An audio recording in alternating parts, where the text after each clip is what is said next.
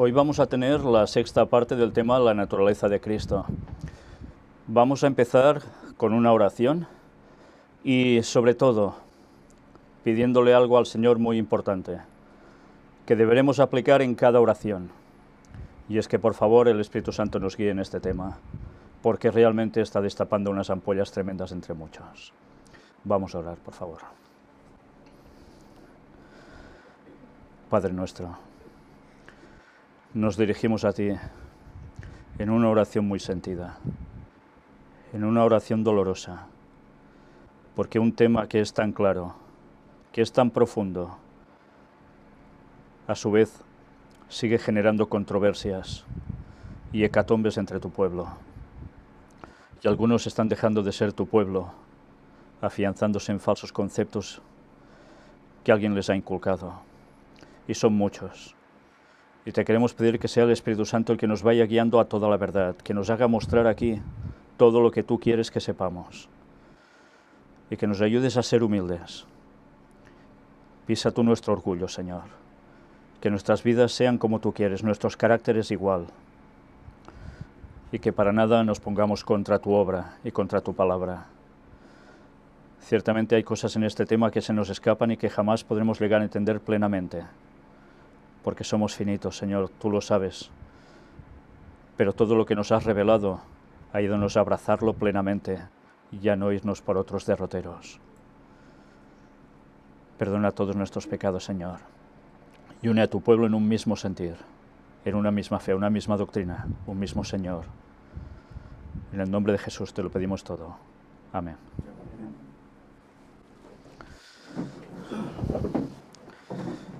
Como os decía, es la sexta parte de este tema y si Dios quiere va a tener unas cuantas partes más aún. Sabía que en el momento de presentar esta cuestión saldrían por todos lados objeciones. Y lo más triste no es cuestiones que puedan objetar personas de otras distintas creencias, sino es de los dichos hermanos adventistas, de muchos de ellos, gracias a Dios, no de todos. Pero es un tema que desde hace muchísimos años trae sus problemas en las iglesias. Y cuando terminemos prácticamente todas las citas de Ellen White que hablan al respecto, vamos a mostrar también algunas otras de esas que, sacadas de contexto, mal aplicadas y no habiendo visto todo lo anterior presentado y asimilándolo, llevan a muchos aún a plenos errores. A plenos errores que los está llevando de mal en peor y va a llevar a muchos a la perdición. Tal como lo es, va a llevar a muchos a la perdición. Porque, como decía Ellen White, no habrá nada, absolutamente nada, que no sea tambaleado en el tiempo del fin de nuestras doctrinas, de nuestros conceptos. Y algunos creen que lo que aquí estamos enseñando son conceptos que se añadieron después a la Iglesia, y eso no es así. Y lo demostraremos. En su momento lo vamos a demostrar, porque cada cosa que decimos de aquí siempre lo demostramos gracias a Dios. Y deberemos hacer otra vez lo mismo. Sé que, como tantísimas veces, algunos reaccionan gracias a Dios, pero los que siguen en pleno orgullo siguen R que R en sus 13 hasta el final, por más evidencias que muestres. Si por evidencias la gente, todo el mundo creyera, sería fantástico. Pero más evidencias que tiene el mismo diablo y cree, ¿verdad que no? Pues es triste, pero la separación entre el pueblo de Dios se está haciendo. La separación entre el trigo y la cizaña es muy dolorosa, pero ya ha empezado. No se va a acontecer eso hasta el final, hasta que Cristo venga en su segunda venida. No, no, eso es previo, viene antes. Y muchos no se dan cuenta, como decimos tantas veces, que un error lleva a otro error. Y en esa escalada de errores, la perdición está asegurada. Por eso debemos pedir siempre al Espíritu Santo que sea el que nos guíe. Porque en el momento que esos conceptos no los tenemos claros, estamos perdidos. Y digo eso con muchísimo dolor, os lo aseguro. Primero de todo, quiero referiros a dos imágenes. Una, evidentemente, la que veis en portada. El momento del nacimiento de un niño realmente único, realmente especial, semejante al resto de niños que han pasado por la historia de la humanidad, pero no igual. Esa es la gran diferencia. Y ya lo vimos, claramente, semejante, no igual. Pero hay otra imagen, que es la que aparece a mi espalda. Y es esta, el momento en que Jesús está en un monte, conocido como el Monte de la Transfiguración, y allí se aparece alguien al lado de Jesús, dos personajes humanos, pero que están en el cielo, dos de los pocos que están en el cielo. Y vamos precisamente a recordar esos momentos en que Jesús se muestra, mira por dónde, distinto a cualquier otro humano que ha pasado por aquí. ¿Vosotros tenéis la capacidad de transfiguraros? ¿Vosotros tenéis la capacidad de repente de transformaros, irradiar luz y que salga de vosotros la divinidad? ¿Verdad que no? Si alguien tiene esa facultad, que lo diga abiertamente, sin miedo, porque entonces, si es verdad, deberemos rendirle culto. Pero eso no sucede. Eso no es así nunca. Solo ha habido uno así. Hubo otro que manifestó una gloria especial después de estar con Cristo, recibiendo los mandamientos, ¿verdad? Moisés. Pero esa gloria salía de dentro de él o reflejaba la gloria de Dios. Es algo muy distinto, ¿eh? Jesús, su gloria irradió de él, aún siendo humano en el momento de la transfiguración. ¿Y por qué sucedía eso? Pero una vez más, fijaos, simplemente dando un poco de vueltas a la cabeza, ¿podemos nosotros decir que somos exactamente iguales que Cristo cuando estuvo en la tierra? Es que ya por lógica cae por su propio peso. Y aún hay personas que están empeñadas en que sí, porque si no, no podemos reflejarnos en él para conseguir la salvación. Pues veremos cómo la propia Ellen White, la profetisa del Señor, sigue aclarando textos que en la Biblia ya aparecen, pero que a veces cuesta tanto de entender para muchos, sobre todo porque quieren abrazar otros conceptos que ya les van bien, o porque los han recibido de otras personas que quizás tienen títulos de teología, quizás son muy encumbrados, son muy seguidos, que tantas cosas más, pero hay un gran pero. Y ese pero es que no son guiados por Dios. Y esa es la gran diferencia. El Espíritu Santo dice las cosas siempre tal como son. De nosotros depende abrazar la verdad o rechazarla.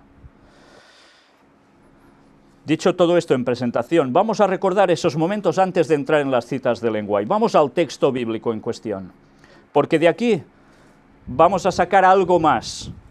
Y ya lo dijimos en su momento, lo tratamos, este episodio, cuando hablábamos del año del retorno de Cristo, del 2031. Y vamos a ver una vez más cómo la Biblia sigue dando crédito a esto, pero nos da algunos detalles que a veces hemos tratado un poco aquí, un poco allá, y ahora lo vamos a condensar brevemente. Mateo 17, del 1 al 13, nos dice: 6 días después, Jesús tomó a Pedro, a Jacobo y a Juan, su hermano, y los llevó aparte a un monte alto. 6 días después, aconteció algo, y 6 días después, Jesús se lleva a estos 3 personajes, sus discípulos, 3 de ellos, curiosamente, ni uno más ni uno menos, y se los lleva aparte a un monte alto. Cuando Jesús vuelva, ¿dónde iremos? Iremos al cielo. ¿Y dónde está sentado el trono de Dios? Sobre un monte alto. Qué curioso. Y hace esto con 3 de sus discípulos, no con los 12. Y además lo hace 6 días después. Recordemos, como siempre, esa simbología que aparece como clave bíblica. Sí, fue literal, 6 días después sucedió eso. Pero cuando en la Biblia además se nos quiere dar una referencia a algo más, para hacernos pensar y comparativa con la segunda venida de Jesús, recordemos, como dijo el mismísimo Pedro, que estaba allí presente en esa ocasión: mas para el Señor un día es como 1000 años y 1000 años como un día. Eso El momento en que Jesús se transfigura estaba representando la equivalencia de la segunda venida de Jesús, cuando aparecería en gloria rodeado por seres que están en el cielo, y lo haría en un periodo concreto de la historia de la humanidad, 6.000 años de pecado. Y sube a 3 solo en ese monte, no a más. ¿Cuánto tiempo pasa desde Cristo hasta que vuelva? Desde que está en la tierra hasta su segunda venida. ¿3 qué? 3 milenios, una vez más. Y se transfiguró delante de ellos, y resplandeció su rostro como el sol, y sus vestidos se hicieron blancos como la luz. ¿Alguno de vosotros tiene la capacidad de hacer eso? ¿Verdad que no? Pues por tanto Jesús no era igual a nosotros. Es evidente, ¿no? No hace falta ser muy listo. ¿Eso molesta? Pues lo siento, pero está en la Biblia. Y si no os gusta eso, pues arrancad esa página de la Biblia y creed en lo que queráis. Pero la Biblia es la que es. Y aquí les aparecieron Moisés y Elías hablando con él. Moisés, alguien que murió, pero después Jesús, ¿qué hace con él? Se lo lleva al cielo. Y Elías, alguien que no murió, y aparece allí con Jesús, porque Elías, sin ver la muerte, fue al cielo. Representantes de los que van a resucitar, Moisés, es una promesa viva de que eso acontecerá en la segunda venida de Jesús. Y Elías, la promesa de los 144.000 que estarán vivos sin ver la muerte cuando Cristo vuelva. Esos son los dos representantes que forman parte prácticamente de todos los salvos de toda la historia. Y aparecieron allí hablando con él. Entonces Pedro dijo a Jesús, imaginaos la situación, una transfiguración delante de ellos, y a Pedro se le ocurre decir esto, como si nada, ¿no? Señor, bueno es para nosotros que estemos aquí. Claro que era muy bueno, debería ser alucinante, ¿no? Si quieres, hagamos aquí 3 enramadas, una para ti, otra para Moisés y otra para Elías. Enramadas. ¿Recordáis qué son las enramadas, no? Ángel, ¿qué te acuerdas muy bien qué son las enramadas? ¿Qué eran las enramadas? ¿Qué se hacía con ramas? ¿Qué es enramar? Entrelazar ramas. Y con eso, ¿a qué recordaban? A la fiesta de tabernáculos. Lo mismo. ¿Y qué va a suceder cuando Jesús vuelva por segunda vez y estemos con él en el cielo? Pues que vamos a celebrar, ¿qué fiesta? La de tabernáculos, porque va a ser en el cielo, no va a ser aquí en la tierra. El momento de la gran alegría y comer todos juntos, etcétera, y celebrándolo, será precisamente cuando ya no haya mal. Y eso no sucede aquí, sucede allí, la gran diferencia. Por tanto, ya vemos siempre la analogía de lo que acontece o aconteció en esos momentos con lo que será la segunda venida de Jesús. Pero aún va más allá. Y fijaos porque es que el texto suena hasta gracioso. Imaginaos a Pedro diciendo esto, y dice, mientras él aún hablaba, una nube de luz los cubrió, y aquí una voz desde la nube que decía, este es mi Hijo amado en quien tengo complacencia, a él oíd. Él está hablando y Dios lo corta, lo corta. Hay cosas que no tocan, pero Pedro, con todo su ímpetu, como siempre, pues hizo gala de eso. Y se oye a alguien, la voz desde la nube. ¿No se oirá también una voz desde la nube cuando vuelva Jesús?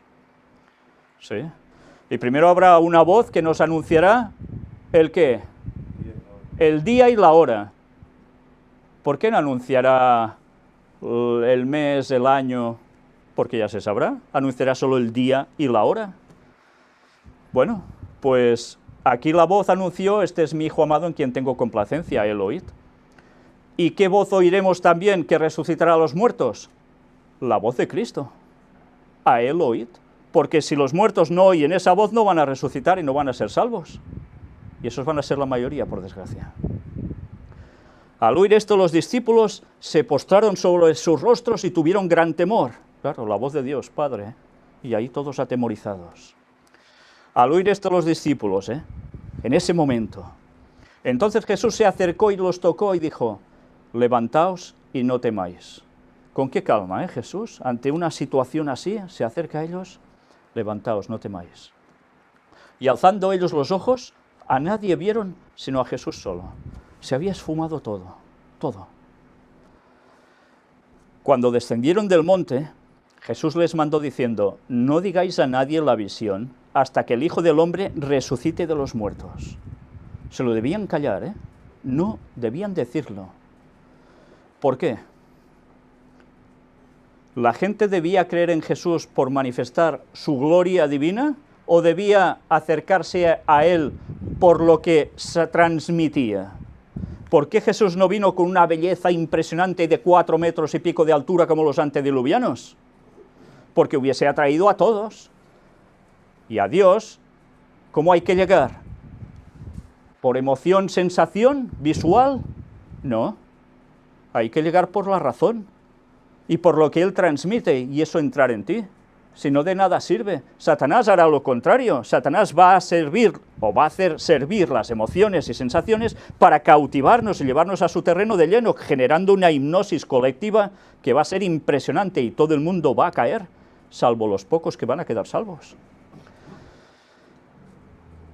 Y nos sigue diciendo aquí. Entonces sus discípulos le preguntaron, diciendo, ¿por qué pues dicen los escribas que es necesario que Elías venga primero? Fijaos cómo en este contexto, de repente aparece esa pregunta. ¿Por qué les da a los discípulos por preguntar esto? De repente les sueltan, ¿por qué es necesario que venga Elías primero? Dicen eso los escribas. En el contexto de que está tratando aquí, nos va a llevar mucho más allá de sus circunstancias. Y mirad, comparativa primera venida con segunda venida. Respondiendo Jesús les dijo, a la verdad, Elías viene primero y restaurará todas las cosas. Elías viene primero y restaurará todas las cosas. Aquí está hablando en pasado, en presente o en futuro. Está hablando en futuro. Pero fijaos, porque al siguiente versículo, mirad qué nos dice. Mas os digo que Elías ya vino. Anda, ¿cómo puede ser? Habla de futuro y ahora en el siguiente versículo nos está hablando de pasado. Y no le conocieron, sino que hicieron con él todo lo que quisieron. Así también el Hijo del Hombre padecerá de ellos. Entonces los discípulos comprendieron que les había hablado de Juan el Bautista. Habían comprendido que les hablaba de Juan el Bautista. Y Juan el Bautista vino antes que Jesús, ¿no? Sí, empezó su ministerio bautizando antes y es Jesús cuando aparece ya y pasa a ser Mesías consumado cuando va a bautizarse con su primo Juan en el Jordán, a partir de entonces. ¿Y qué hicieron con Juan el Bautista? Todas las perrerías que se podía hacer, ¿no? ¿Y cómo termina? Asesinado. Pero qué curioso que Jesús juega con un doble lenguaje. Primero habla de en un futuro y después resulta que habla ya de un pasado. ¿Qué quiere decir esto? ¿Qué va a suceder antes de la segunda venida de Jesús? ¿Quién va a aparecer antes de la segunda venida de Jesús? ¿No va a aparecer nadie preparando el terreno de Jesús? Lo hemos tratado muchas veces, el tercer Elías. Vayamos ahora a Malaquías 4, que es de donde surge esa profecía. Malaquías 4, 5 y 6. He aquí yo os envío el profeta Elías, antes que venga el día de Jehová grande y terrible. Y ahora podéis decir, bueno, claro, se refería a Juan el Bautista porque vino cuando apareció Jesús. ¿Sí? ¿Cuando Jesús nació era un día grande y terrible? No. No. Esto es profecía del tercer Elías. Él hará volver el corazón de los padres hacia los hijos y el corazón de los hijos hacia los padres, no sea que yo venga y hiera la tierra con maldición. Ese tercer Elías tendrá también un cometido. Su cometido será que ese problema, ese distanciamiento entre padres y hijos y padres, que acontece en qué generación, como nunca, ¿no es la nuestra? Pues tendrá que arreglar eso. O al menos tendrá la función para arreglar eso. Evidentemente no de todo el mundo, porque no todo el mundo va a seguir al Señor. Pero eso es función del tercer Elías. Y cuando venga el Señor, si eso no se ha conseguido hacer, que todo el mundo esté tan bien, ¿qué va a hacer? Dice que yo venga y hiera la tierra con maldición. ¿Y qué maldición va a ser? Pues que en la segunda venida de Jesús, el que no se haya puesto a tono con Dios y con su voluntad, va a quedar maldito. ¿Y cómo? ¿Maldito en qué sentido? Fulminado. En la segunda venida de Jesús, Jesús viene con toda la gloria. Y allí nadie lo va a poder soportar, nadie que sea pecador lo va a poder soportar. Por eso hemos de trabajar nuestro carácter ahora, y no dejarlo para saber cuándo. Debemos trabajarlo desde ya. Fijaos qué curioso, ¿eh? El monte de la transfiguración nos estaba dando una lección, no solo del tiempo de Cristo, sino de algo que acontecería al fin de los tiempos. Y ya sabemos que el pueblo de Dios del último tiempo es considerado como el tercer Elías.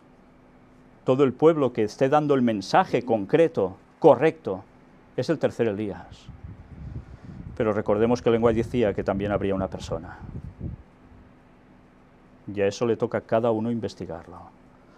Presentamos 12 temas sobre el tercer Elías, y que la gente debe conocer, porque si eso no se conoce, no se entiende nada. Bien, ahora vamos a centrarnos directamente en el tema. Hemos visto la transfiguración, lo que hace Jesús. Pues vamos a la naturaleza física, mental y moral. Una vez más, vamos a ver citas que nos van a hacer comprender cómo hay cosas que son físicas, otras mentales y otras morales. Y todo esto en Jesús. Ya vimos durante 5 temas textos bíblicos y citas de lenguaje que no tienen desperdicio, en absoluto, y que dejaron claramente, sobre todo la última vez, en la 5ª parte, algo que era indiscutible. Si vimos primero que la vida de Cristo no la ha generado nadie, ni Dios Padre siquiera, sino que es suya propia, es indiscutible, las citas son clarísimas y no son inventadas.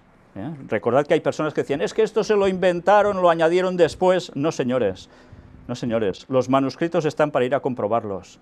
Y nosotros hemos presentado incluso los temas del Espíritu Santo, que tantos discutían, que no es la tercera persona de la divinidad, con los escritos que tiene la pluma de Ellen White directamente, no fueron ningún invento. Cuando todo eso se desmonta, ¿qué sucede? Pues o que aceptas la verdad, o tu orgullo te mantiene RQR en tus 13. Y entonces no estamos con Dios. Pero vimos eso y vimos algo más. ¿Qué más vimos aparte que la vida de Cristo no la ha recibido de nadie? ¿Lo recordáis? No se podía considerar solo humano. Que no tenía tendencia al pecado. Claramente, no tenía tendencia al pecado. Era como el primer Adán, evidentemente, antes de pecar.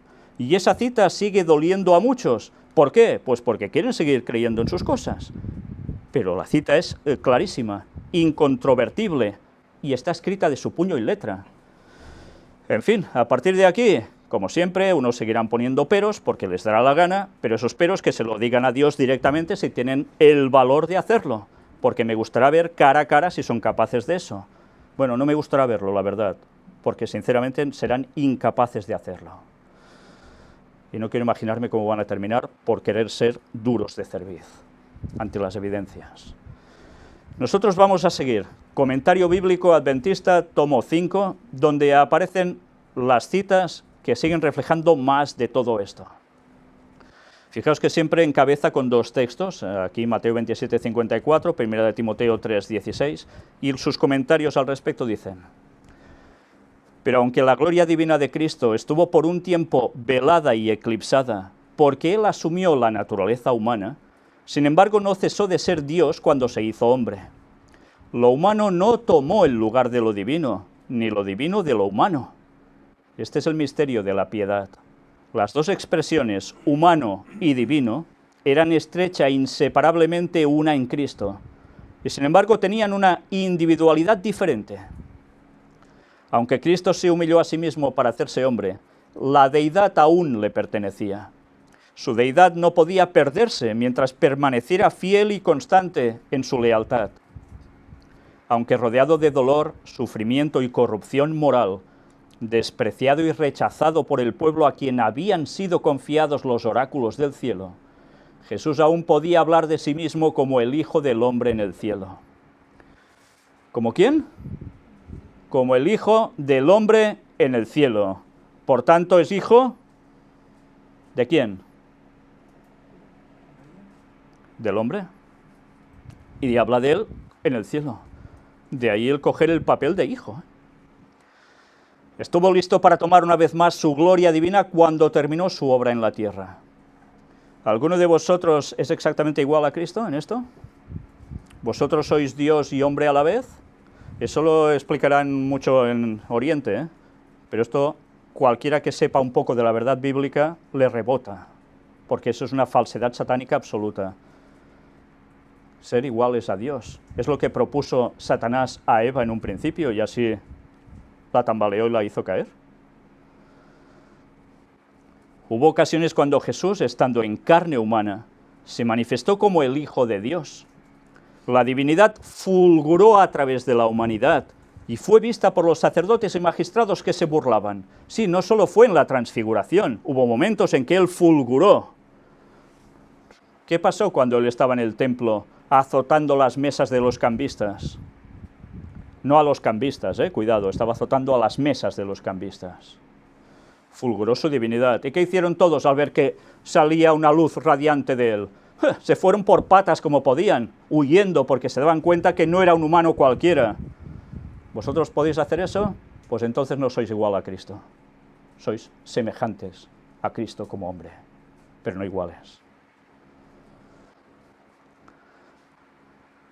¿Fue reconocida? Para nada. Vieron los sacerdotes y magistrados, se burlaban, pero como si nada. Algunos reconocieron que él era el Cristo, pero la mayor parte de aquellos que en esas ocasiones fueron obligados a ver que era el Hijo de Dios, se negaron a recibirlo.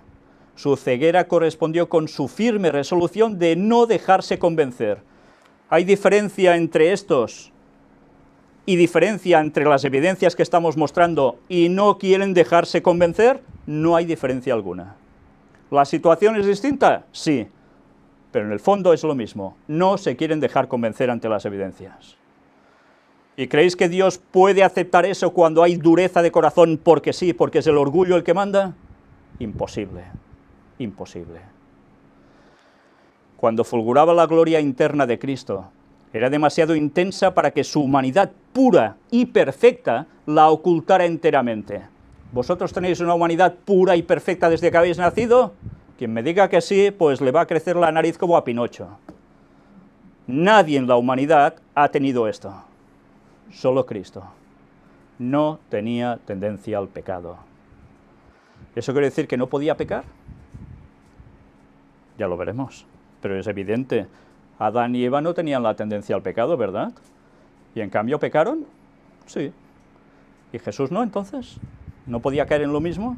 Pues claro que podía caer en lo mismo, pero no lo hizo. He ahí la diferencia. Los escribas y los fariseos no reconocían con sus palabras a Cristo, pero su odio y enemistad quedaban frustrados cuando resplandecía la majestad de Jesús. La verdad, oscurecida como estaba por un velo de humillación, hablaba a cada corazón con inconfundible evidencia. Iba de humilde Jesús, ¿verdad? No iba vestido como un rey impresionante, ni haciéndose el altivo, para nada. Pero esa humildad la gente sabía diferenciar, que no era una ficción, sino que era porque Él era quien era. Esto produjo las palabras de Cristo: vosotros sabéis quién soy. El yo soy de la antigüedad les está diciendo: vosotros sabéis quién soy. Su refulgente gloria persuadió a los hombres y a los demonios a confesar: verdaderamente este era Hijo de Dios. Así se reveló Dios, así fue glorificado Cristo. ¿Y eso se dijo en qué momento? En la muerte en la cruz, Algunos demonios, o muchos demonios, sabían que Él era quien era, porque Satanás les estaba instigando a ello. Satanás lo sabía de sobras, pero parece ser que los demonios no lo tenían tan claro, les hacía trabajar para eso. Pero fijaos, ellos terminan confesando verdaderamente este era hijo de Dios. Allí no hay duda que valga, ¿eh? Se les cae todo. Cristo dejó su lugar en las cortes celestiales y vino a esta tierra a vivir la vida de los seres humanos. Hizo este sacrificio para mostrar que es falsa la acusación de Satanás contra Dios. Esto es, que es posible que el hombre obedezca a las leyes del reino de Dios. Cristo, siendo igual, no semejante, igual con el Padre, honrado y adorado por los ángeles, se humilló por nosotros y vino a esta tierra a vivir una vida de humildad y pobreza. Vino a ser un varón de dolores, experimentado en quebranto. Sin embargo, el sello de la divinidad estaba sobre su humanidad. Vino como un maestro divino para elevar a los seres humanos, para aumentar su eficiencia física, mental y espiritual. ¿Alguno de vosotros puede decir lo mismo? ¿Verdad que no? Jesús llevó a la gente a la eficiencia física, mental y espiritual. Eso solo lo podía hacer él como maestro divino. Nosotros solo podemos copiar. No hay nadie que pueda explicar el misterio de la encarnación de Cristo. ¿Lo podéis explicar vosotros? Yo tampoco. ¿Cómo puede ser que siendo Dios, de repente aparezca como un niño gestado en un vientre de una señora de este mundo? Yo no lo puedo entender, pero sé que lo hace. No sé cómo, pero lo hace. Con todo, sabemos que vino a esta tierra y vivió como un hombre entre los hombres, como un humano más. El hombre Cristo Jesús no era el Señor Dios Todopoderoso. Sin embargo, Cristo y el Padre son uno. ¿Qué quiere decir esto? ¿Que Jesús no era Dios? El hombre Cristo Jesús no era el Señor Dios Todopoderoso, no se manifestaba así. Sin embargo, Cristo y el Padre son uno. ¿Cómo entendemos eso? ¿Cómo pudo dejar esa forma de ser Dios durante un lapsus de tiempo? ¿Lo podéis entender? Yo no, pero es lo que pasó. Y por tanto no voy a especular al respecto, voy a fijarme en lo que se nos revela, en nada más. Pero no voy a llevar lo contrario a lo que sé que es cierto. La deidad no desapareció bajo la angustiosa tortura del Calvario. Sin embargo, no es menos cierto que de tal manera amó Dios al mundo, que ha dado a su Hijo unigénito, para que todo aquel que en Él cree no se pierda, mas tenga vida eterna. La divinidad estaba en Cristo, seguía estando en Él, pero en cambio no la manifestaba. Satanás procuró evitar en todas las formas posibles que Jesús se desarrollara dentro de una niñez perfecta, una edad viril intachable, un santo ministerio y un sacrificio inmaculado, pero fue derrotado. Y lo procuró desde la niñez. Una vez más, si Jesús hubiese tenido la tendencia al pecado, hubiese caído, como cualquiera de nosotros desde niño, ¿en qué? Pataletas, quiero esto y tantas cosas más. Y ya desde cuna, prácticamente, ¿eh? Y Jesús no hizo eso. Nunca, nunca. ¿Por qué? Porque era semejante a nosotros, pero no igual.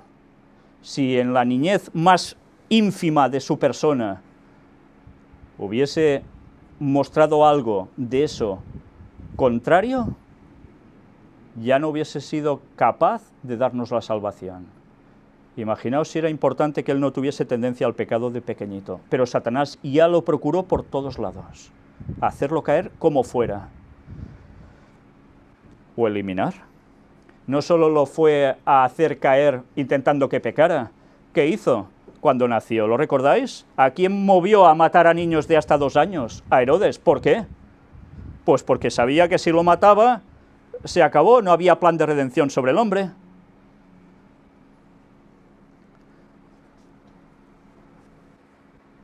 No pudo inducir a Cristo a que pecara. No pudo desanimarlo ni apartarlo de la obra que había venido a hacer en esta tierra. La tormenta de la ira de Satanás lo azotó desde el desierto hasta el Calvario, Pero cuanto más implacable era, tanto más firmemente se aferró el Hijo de Dios de la mano de su Padre y avanzó por el ensangrentado sendero. A más ataques que hacía Jesús, más se aferraba del Padre. Más oración, en definitiva. Cuando Jesús tomó la naturaleza humana y se convirtió en semejanza de hombre, no en igualdad de hombre, poseía el organismo humano completo. ¿Qué quiere decir esto? ¿Que no tenía estómago? Pues claro, lo tenía como cualquiera de nosotros, y tantas cosas más. Sus necesidades eran las necesidades de un hombre. ¿Vamos entendiendo el que quiere decir la naturaleza física de Cristo también? Hay gente que mezcla conceptos. La naturaleza física de Cristo era como la nuestra, ni más ni menos. Pero claro, ¿en qué sentido? Ya lo vimos. Él vino más alto que la media de la población. Pero en cambio, comía, bebía, dormía, se cansaba, como un ser humano cualquiera. Había puesto sobre sí atributos de 4000 años de historia de pecado en la humanidad sobre él. Por tanto, participaba de lo mismo, como dice el texto. Tenía necesidades corporales que satisfacer, cansancio físico que aliviar. Por medio de oraciones al Padre se fortalecía para el deber y la prueba. Resistió por eso.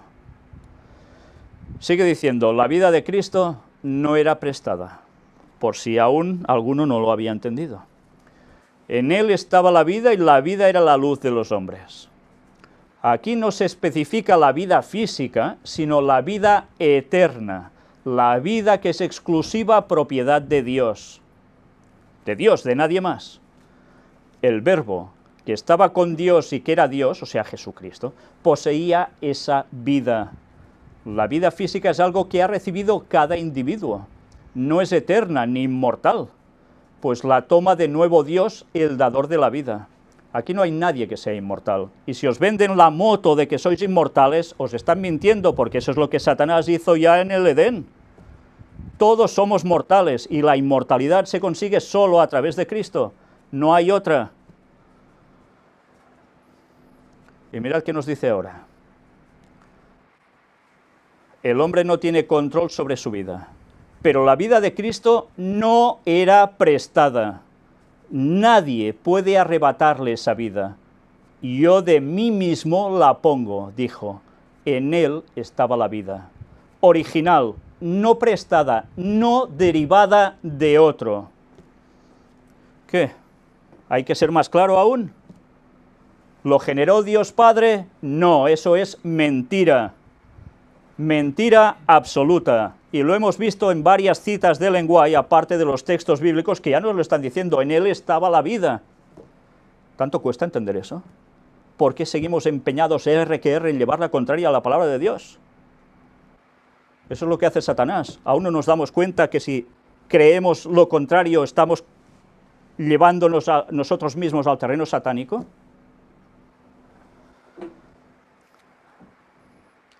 Esa vida no es inherente al hombre. Solo puede poseerla por medio de Cristo. Ahí es la diferencia. Por eso nos podía salvar, porque la vida viene del mismo. No puede ganarla. Le es dada como una dádiva gratuita si quiere creer en Cristo como su Salvador personal. Esta es la vida eterna, que te conozcan a ti, el único Dios verdadero, y a Jesucristo a quien has enviado. Esta es la fuente de vida abierta para el mundo. No hay otra. Y sigue diciendo, la encarnación, un misterio insondable.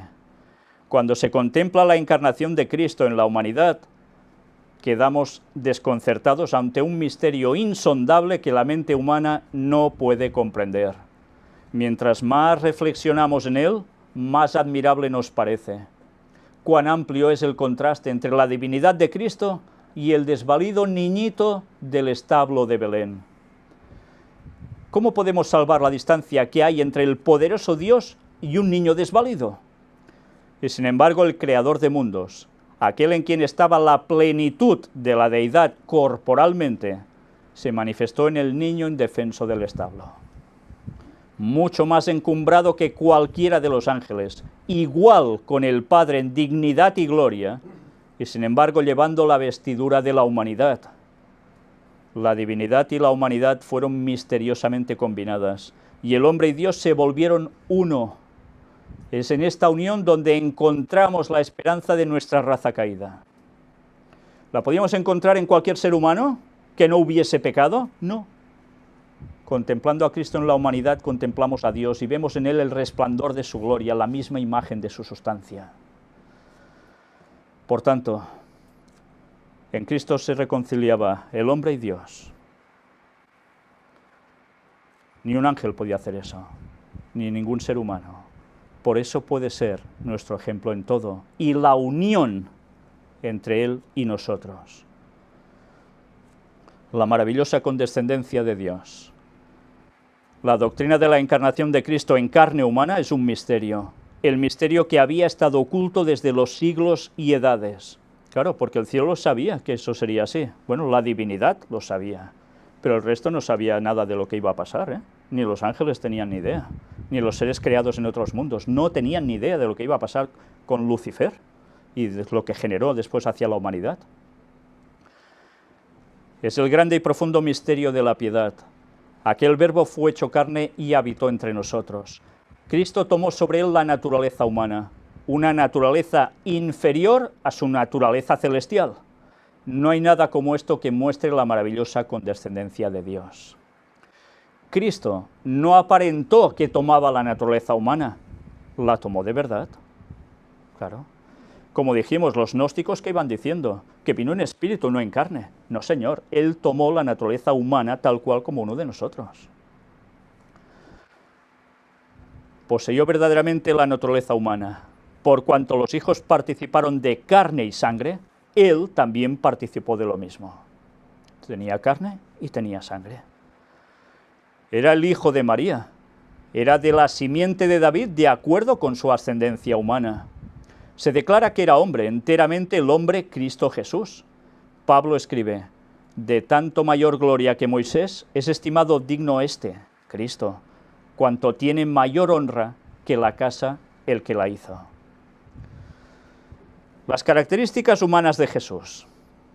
Jesús era el comandante del cielo, igual a Dios, y sin embargo condescendió en desprenderse de su corona real, su manto real, y cubrió su divinidad con humanidad. La encarnación de Cristo en carne humana es un misterio. Podría haber venido a la tierra con una apariencia notable, distinta de los hijos de los hombres.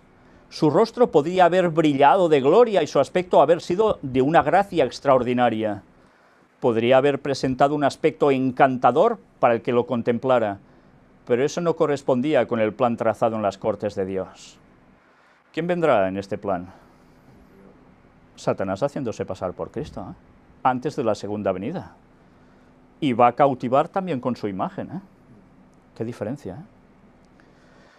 Podría haber presentado un aspecto encantador, pero no lo hizo. Debía llevar las características de la familia humana y de la raza judía. Tantas personas dicen, no, es que Jesús no era judío, en verdad era palestino y era no sé qué. No, por favor, no digamos tonterías, era judío y de estirpe judía. ¿Con qué aspecto iba a venir? ¿En plan sueco? Evidentemente no, era judío. El Hijo de Dios debía tener en todo sentido las mismas facciones de los otros seres humanos. No debía tener una belleza que lo destacara entre los hombres. No debía exhibir encantos admirables con los cuales atraer la atención. Vino como representante de la familia humana ante el cielo y la tierra. Debía permanecer como sustituto y garantía del hombre. Importante, debía permanecer como eso, porque así vino. No es algo que se generó después, Él ya vino así, como sustituto y garantía del hombre. Debía vivir la vida de la humanidad de tal manera que refutara la afirmación que había hecho Satanás de que la raza humana le pertenecía para siempre y que Dios mismo no podía arrebatar al hombre de las manos de su adversario. Eso es lo que Él vino a romper. La gloria velada de Cristo. Si Cristo hubiese venido en su forma divina, la humanidad no podría haber soportado el espectáculo. ¿Qué va a suceder en la segunda venida de Jesús? ¿Van a poder soportar ese espectáculo? ¿Qué va a decir la gente impía, la que no va a ser salva? Cuando estén a punto de querer matar, que lo estarán intentando y no podrán, a los 144.000 que queden vivos, ¿qué van a hacer? Cuando vean la gloria manifestada de Cristo viniendo, dirán a las peñas y a los montes, caed sobre nosotros y escondednos de la gloria de aquel que está sentado en el trono y de la ira del Cordero, porque viene Dios Padre, viene Cristo y vienen todos los ángeles del cielo, el cielo se queda vacío. Y no podrán soportar esa gloria, no podrán. Si hubiese venido Jesús así, todos quedan fulminados, prácticamente todos. El contraste hubiera sido demasiado doloroso, la gloria demasiado abrumadora. La humanidad no podría haber soportado la presencia de uno de los puros y brillantes ángeles de gloria. ¿Qué sucedió cuando Cristo va a resucitar? ¿Quién está ante la tumba custodiando? ¿No están una serie de soldados?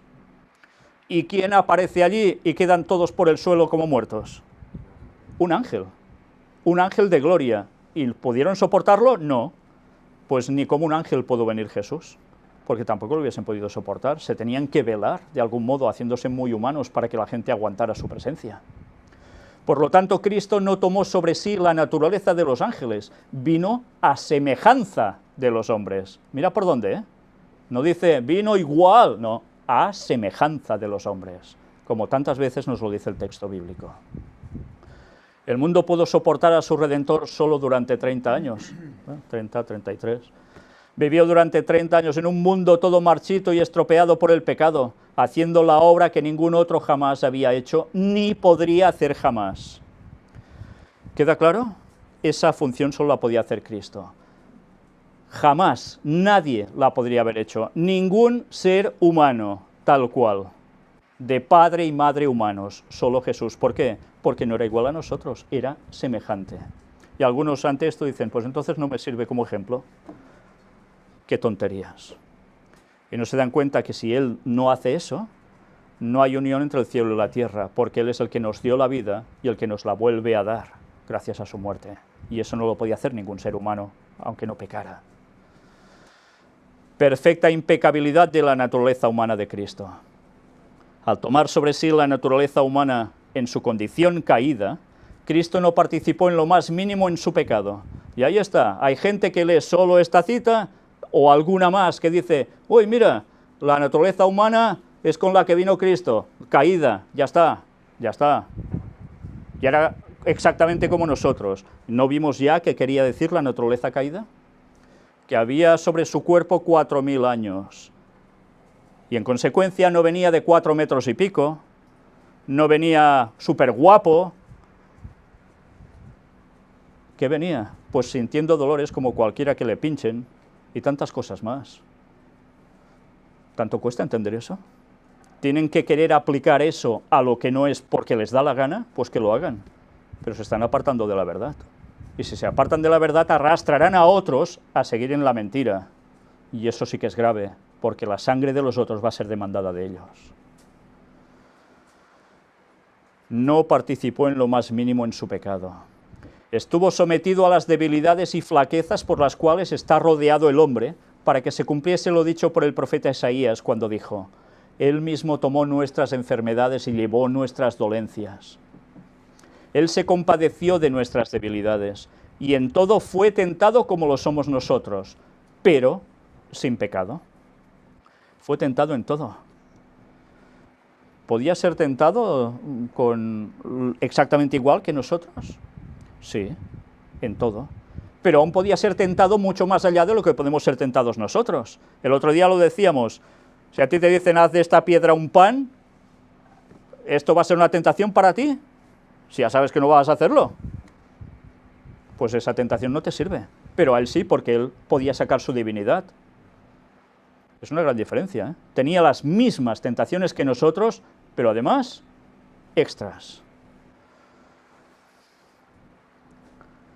Él se compadeció de nuestras debilidades y en todo fue tentado como lo somos nosotros, pero sin pecado. Él fue el Cordero sin mancha y sin contaminación.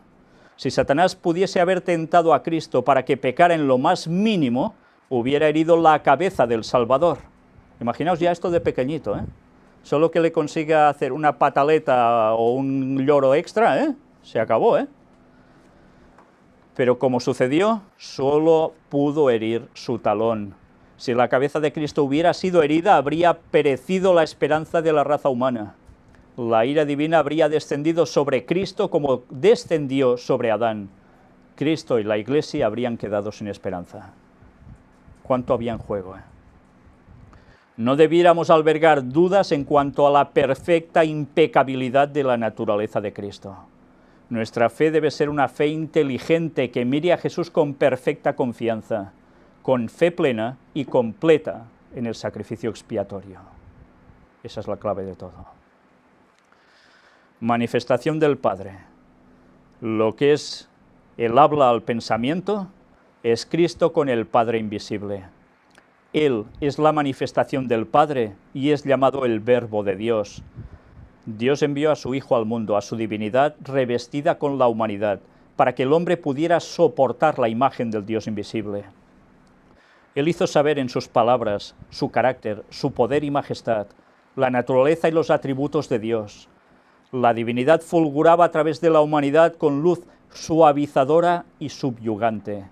Él era la encarnación de la ley de Dios, la cual es una exacta representación del carácter divino.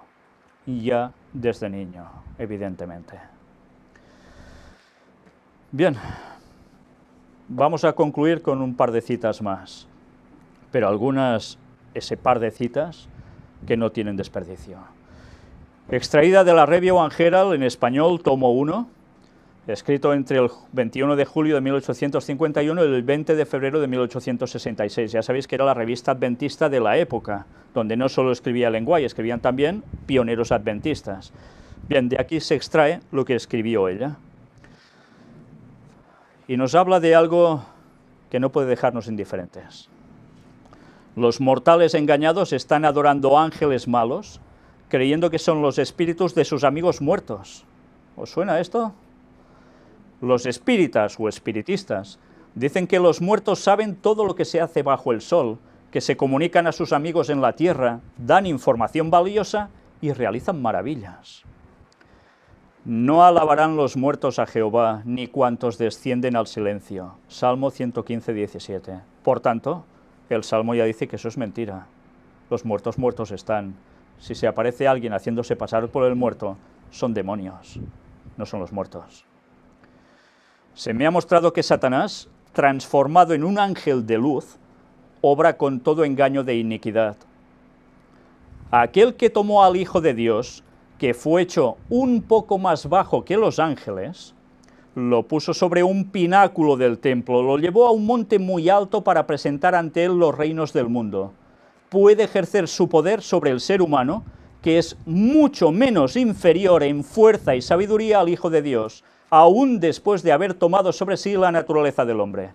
Por tanto, Jesús tomó la naturaleza humana, sí, pero ¿cómo estamos nosotros en comparación con él?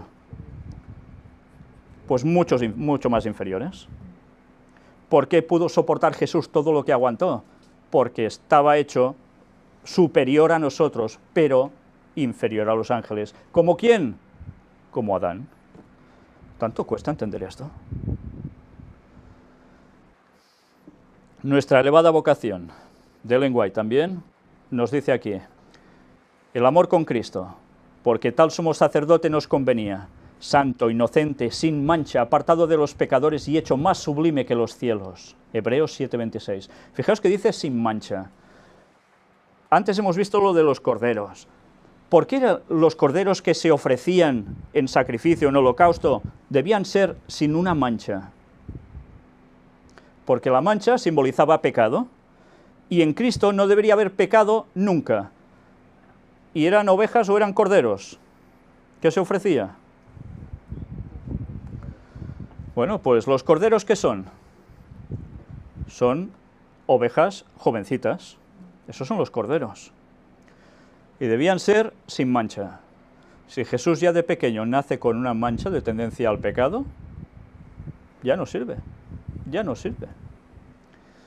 De ahí la significación de todos esos rituales del Antiguo Testamento. No se mataban los animalitos porque sí, se hacían pensando que eso simbolizaba a un ser inocente que vendría para salvarnos, pagando por nosotros con su muerte, cuando a nosotros nos tocaría morir por culpa de los pecados. Y nos dice aquí Ellen White, el carácter de Cristo tuvo una excelencia sin parangón, conteniendo todo lo que fuera puro, verdadero, amable y deseable.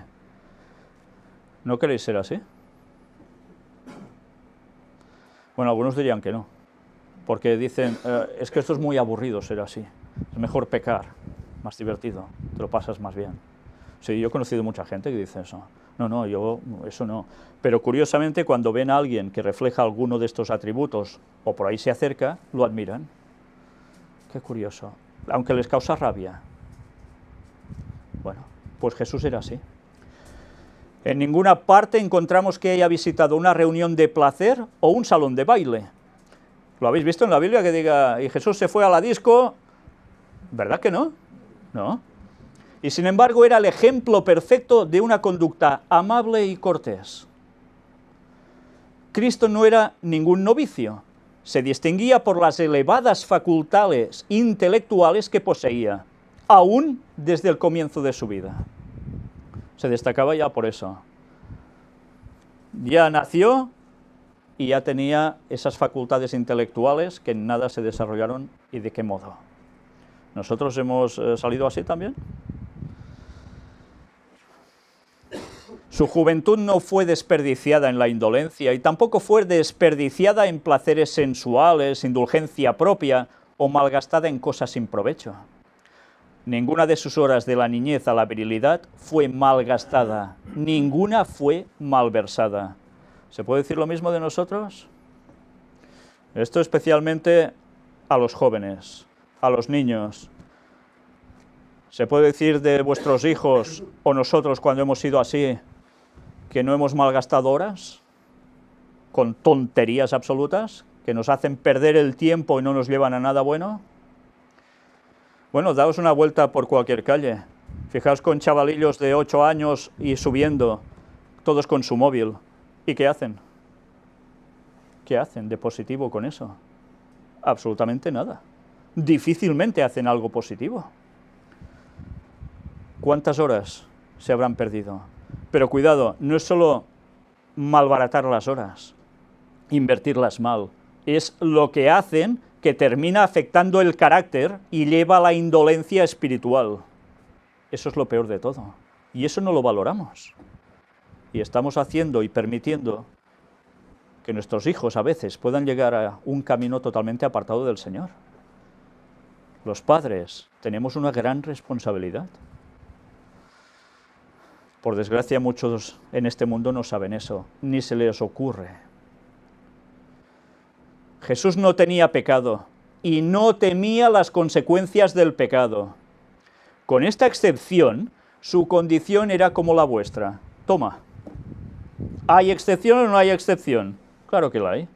No tenía pecado y no temía las consecuencias del pecado. Su condición era como la vuestra, con esta excepción. Por tanto, ¿era igual a nosotros? Pues va a ser que no.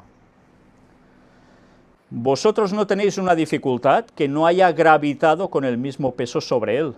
No tenéis una tristeza que su corazón no haya experimentado.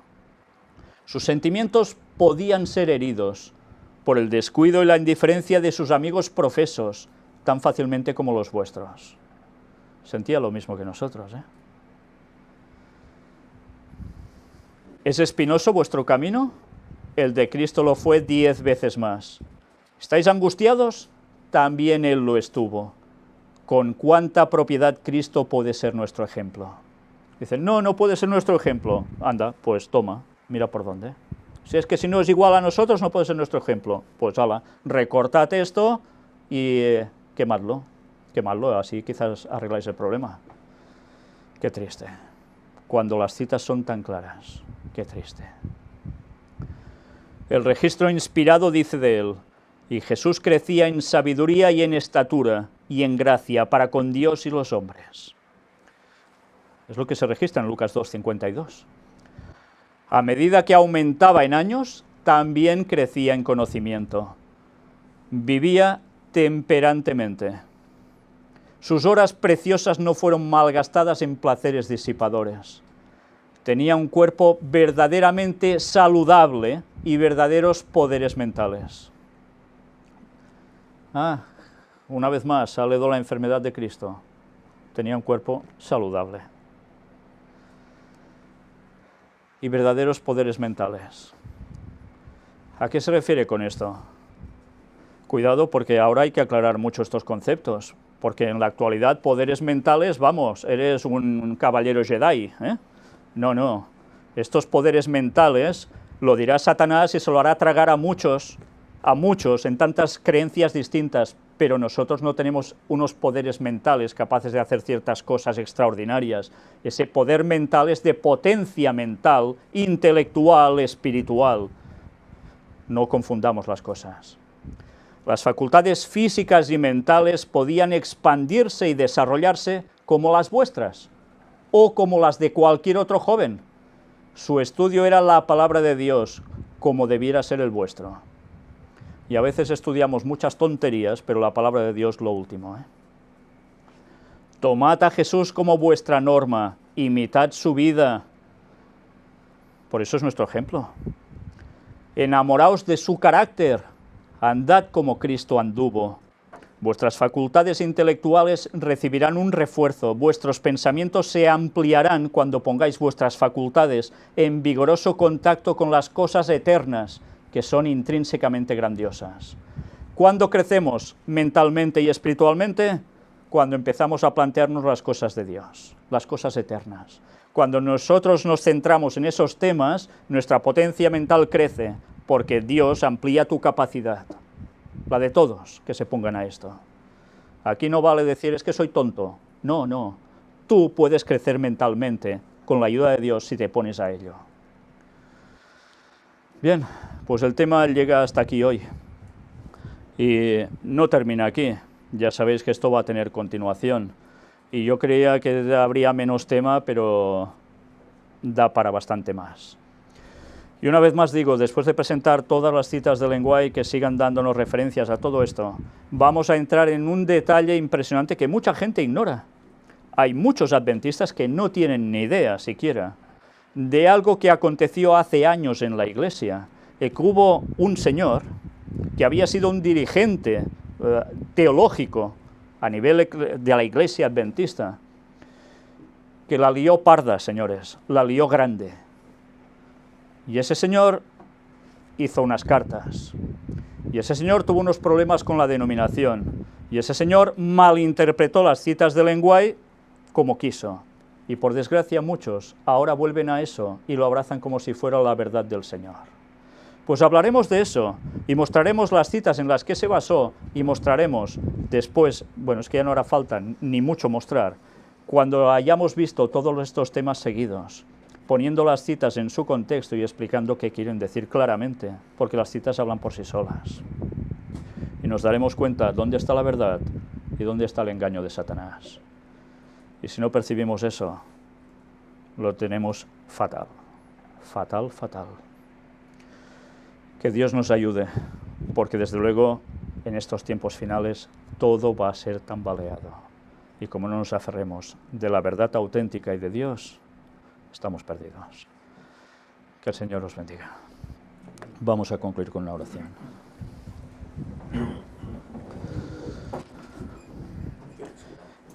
Padre nuestro, una vez más, Señor, nos ponemos en tus manos, para que seas tú el que nos guíe, para que nos saques de prejuicios y preconceptos y de tantas cosas que Satanás procura que entren en nuestra cabeza para apartarnos de ti. Ayúdanos, Señor, a buscar directamente en tu palabra y en los escritos inspirados que diste a Ellen White, para que a través de su pluma nos llegaran aún más detalles, para que no nos quedaran dudas. Y te queremos pedir, Señor, una vez más, que nos humilles. Písanos, Señor, tanto como haga falta para que nuestras mentes se pongan en consonancia contigo, porque todo nuestro maldito orgullo solo proviene de Satanás y no queremos eso. Queremos tu verdad. Y tu palabra es verdad. Y tú eres la verdad. Y queremos que esta verdad esté en nosotros. Por eso te pedimos que el Espíritu Santo la haga siempre plena en nosotros. Que tú mores en nosotros. Y que nos ayudes también a reflejar lo mismo que Cristo reflejó en esta vida. Y a pesar de tantas controversias, tantos apretones en contra, tú nos ayudes a estar firmes hasta el final. Y nos ayudes a seguir dando el mensaje para que llegue a todo el mundo, a cada habitante de este planeta, para que cada uno pueda decidirse en pro o en contra. El tiempo se nos acaba, Señor. Nos quedan muy pocos años para tu regreso y te queremos pedir el derramamiento del Espíritu Santo sobre nosotros, la lluvia tardía que tanto anhelamos y tanto necesitamos para acabar tu obra. Y perfecciónanos, Señor. Ayúdanos a trabajar tanto nuestro carácter como sea posible para tener esa semejanza a ti, que llegue a ser para todo el mundo un ejemplo de verdad. Bendice a todo tu pueblo, cuida de los tuyos, Señor, y recupera a todos los que se han apartado si puedes. En el nombre de Jesús te lo pedimos todo, por el perdón de nuestros pecados. Amén. Amén.